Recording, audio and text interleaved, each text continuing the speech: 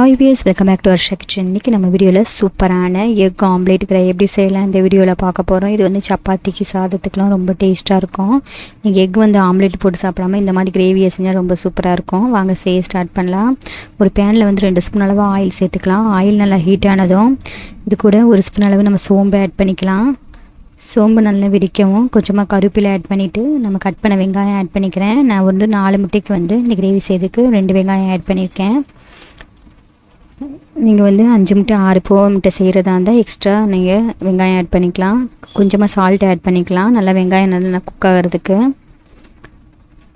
இப்போ வெங்காயம் நல்லா வதங்கவும் நம்ம 1 ஸ்பூன் அளவு இஞ்சி பூண்டு பேஸ்ட் ஆட் பண்ணிக்கலாம். இது கூட நம்ம கட் பண்ண தக்காளி ஆட் பண்ணிக்கலாம். நான் வந்து ஒரு 2 தக்காளி இந்த மாதிரி சின்ன சைஸில் கட் பண்ணி ஆட் பண்ணிக்கிறேன். இது வந்து வதங்கினா ரொம்ப நல்லாயிருக்கும். பெருசாக கட் பண்ணாமல் இந்த மாதிரி சின்ன சைஸில் நம்ம கட் பண்ணிவிட்டு ஆட் பண்ணிக்கலாம். இப்போ தக்காளி வந்து நல்லா மசிச்சு இந்த மாதிரி நீர் விட்டு வரவும் இது கூட நம்ம மசாலா ஆட் பண்ணிக்கலாம். இது கூட 1 ஸ்பூன் அளவு மஞ்சள் தூள்,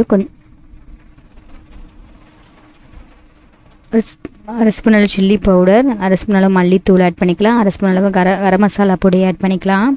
இப்போ இது எல்லாத்தையும் நல்லா ஒன்றா மிக்ஸ் பண்ணிக்கலாம். எண்ணெயிலே ஃபஸ்ட்டு ஃப்ரை ஆனதும் நல்லா மசாலாலாம் இது கூட 1 கப் அளவு நம்ம தண்ணி ஆட் பண்ணிக்கலாம். லைட்டாக மசாலா குக் ஆகிறதுக்கு மட்டும் நம்ம தண்ணி ஆட் பண்ணால் போதும். நம்ம அதிகமாக குழம்பு செய்கிற மாதிரி தண்ணியெலாம் ஆட் பண்ண தேவையில்ல. இப்போ நம்ம இந்த கிரேவிக்கு உப்பு கரெக்டாக இருக்கா நம்ம செக் பண்ணிக்கலாம். இல்லைன்னா நம்ம கொஞ்சமாக உப்பு தூள் ஆட் பண்ணிக்கலாம். ஆட் பண்ணிவிட்டு இது எல்லாத்தையும் நல்லா ஒன்றா மிக்ஸ் பண்ணிக்கலாம். இப்போ நல்லா கொதி வரவும் நம்ம ஒரு முட்டையாக நம்ம வந்து உடச்சி ஊற்றிக்கலாம்.